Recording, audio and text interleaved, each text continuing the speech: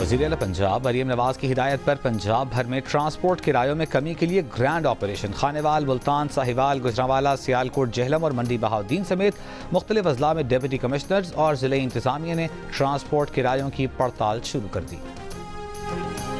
وزیر داخلہ محسن نقوی اور وزیر اعلیٰ خیبر پختونخوا علی امین گنڈاپور کا رابطہ۔ وفاقی وزیر داخلہ اور وزیر اعلیٰ کا لوڈ شیڈنگ کے معاملے پر 2 روز میں مشاورت اور مذاکرات پر اتفاق۔ غلط فہمیاں افہام و تفہیم سے دور کی جائیں گی۔ وزیر اعلیٰ خیبر پختونخوا نے وزیر داخلہ کو گرڈ اسٹیشنز کی حفاظت اور تحفظ کی یقین دہانی بھی کرائی۔ محسن نقوی نے کہا پوری کوشش ہے کہ خیبر پختونخوا میں لوڈ شیڈنگ کا مسئلہ جلد حل ہو۔ تمام وفاقی تنصیبات کی حفاظت ہماری ذمہ داری ہے۔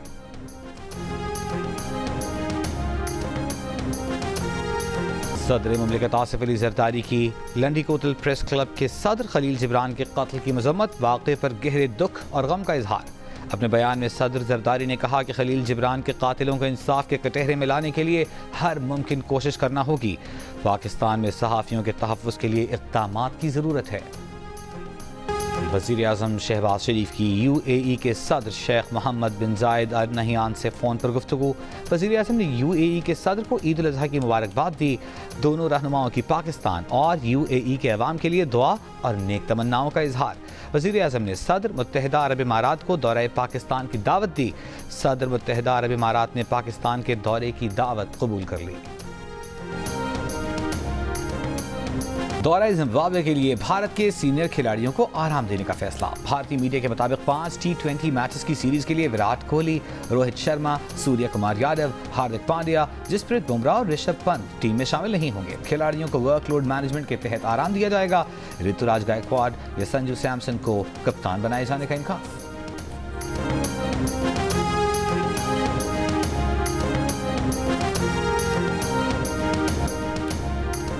اور T20 ورلڈ کپ کے سپر 8 مرحلے میں امریکہ کی جنوبی افریقہ کے خلاف ٹاس جیت کر فیلڈنگ جاری۔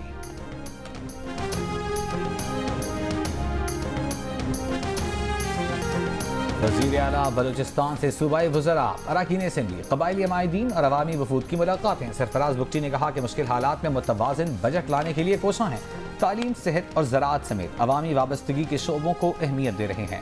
سولرائزیشن، بجلی چوری کے تدارک کے لیے ٹاسک فورس تشکیل دیں گے۔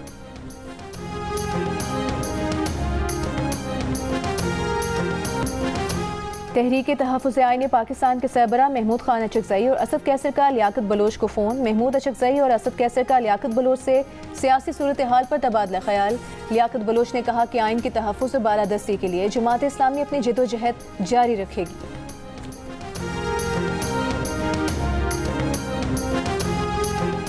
پشاور کے علاقے حیات آباد میں گھر میں فائرنگ سے خاتون سمیت 2 افراد جاں بحق۔ پولیس کے مطابق آئس کا عادی ملزم فائرنگ کر کے فرار ہو گیا۔ خیبر کے علاقے نئی آبادی میں زمین کے تنازع پر فائرنگ سے 4 افراد جاں بحق۔ ملزم نے فائرنگ کر کے چچا زاد بھائیوں کو قتل کیا۔ ملزم فرار ہو گیا جس کی تلاش جاری ہے۔ کراچی کے علاقے گلستان جوہر بلاک 1 میں خود کو حکومتی مشیر ظاہر کر کے جعل سازی کرنے والا ملزم گرفتار۔ ملزم جعلی نمبر پلیٹوں والی گاڑیوں کے ساتھ ویڈیو بنا کر سوشل میڈیا پر پوسٹ کرتا تھا۔ پولیس کے مطابق ملزم کے قبضے سے 2 گاڑیاں برآمد۔ دونوں کے انجن اور چیسس نمبر ٹیمپرڈ ہیں۔ گاڑی کارروائی کے دوران ملزم کے ساتھ موجود 5 افراد پولیس کو دیکھ کر فرار ہو گئے۔ گرفتار ملزم کے خلاف مقدمہ درج، تفتیش جاری۔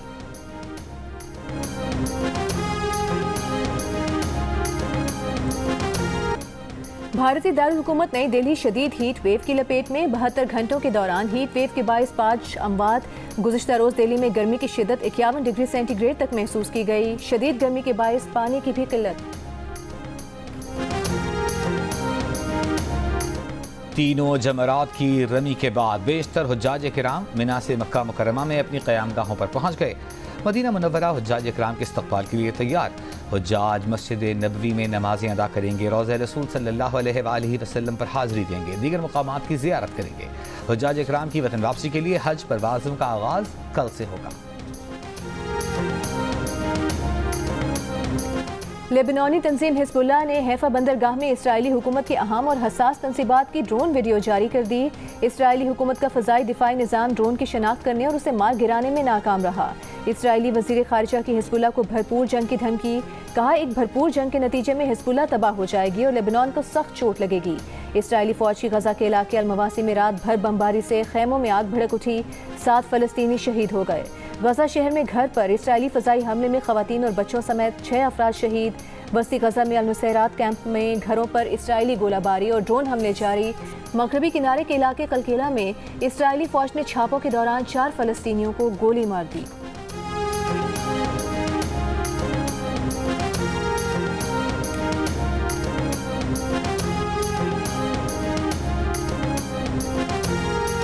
سعودی ولی عہد شہزادہ محمد بن سلمان کا غزہ پٹی میں فوری جنگ بندی اور فلسطینیوں کے خلاف گھناؤنے جرائم کا سلسلہ بند کرنے کا مطالبہ۔ حج پر آئے عالمی رہنماؤں سے خطاب میں محمد بن سلمان نے کہا کہ عالمی برادری مقبوضہ مشرقی بیت المقدس پر 1967 کی سرحدوں والی آزاد فلسطینی ریاست کو تسلیم کرے۔ آزاد فلسطینی ریاست کے قیام کے بغیر خطے میں امن کا حصول ناممکن ہے۔ روسی صدر ولادیمیر پوٹن کا 24 سال بعد شمالی کوریا کا دورہ۔ شمالی کوریا کے supreme leader Kim Jong Un کا یوکرین جنگ میں روس کی مکمل حمایت کا اظہار۔ پوٹن نے یوکرین جنگ پر شمالی کوریا کی حمایت کو سراہا، کہا امریکہ اور اس کے اتحادیوں کے سامراجی پالیسی کا مقابلہ کر رہے ہیں۔ کم جونگ ان کا کہنا ہے کہ شمالی کوریا اور روس کے تعلقات خوشحالی کے دور میں داخل ہو رہے ہیں۔ پینٹاگون کا روس اور شمالی کوریا کے تعاون پر تشویش کا اظہار۔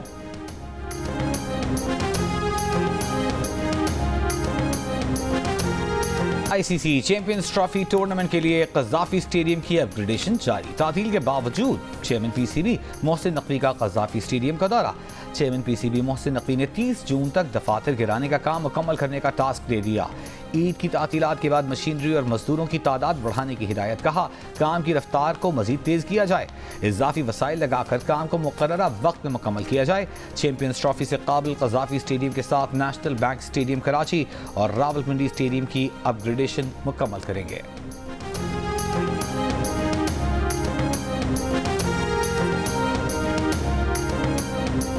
جہلم ویلی میں تیندوے کے 2 بچوں کی ہلاکت کا مقدمہ درج کر لیا گیا۔ مقدمے میں ملزمان مراد، اسد پٹھان اور ان کے ساتھی نامزد۔ اب تک کوئی گرفتاری عمل میں نہ آ سکی۔ 3 روز قابل فائرنگ سے تیندوے کے 2 بچے ہلاک ہو گئے تھے۔